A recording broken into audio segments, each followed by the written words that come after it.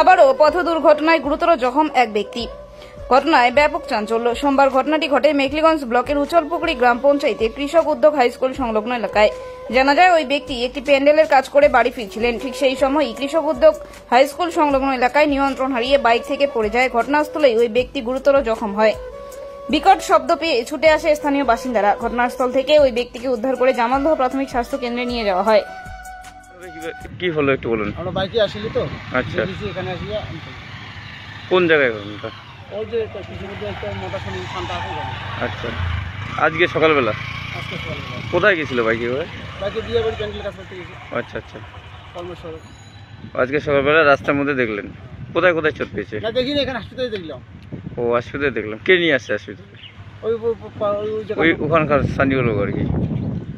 আচ্ছা, কি হয় আপনার ছেলে ছেলে? কি নাম ওনার? সঞ্জিত সঞ্জিত বর্মন, রায়। সঞ্জিত রায়। এই বয়স কত হবে আনুমানিক? বয়স 20 হবে। কোথায় কোথায় চোট পেয়েছে? গালায়, কানে, নাকে, তোর ঠ্যাঙে, সব জায়গায়। আচ্ছা, ডাক্তারবাবু কি বললেন? ডাক্তারবাবু তো বাইকে নিয়ে যাও। মানে সেলাই করলেন? কতগুলো সেলাই? 4-5টা সেলাই করলো। আচ্ছা আচ্ছা, আপনার নাম কি? অশ্বিনী রায়। ঠিক আছে।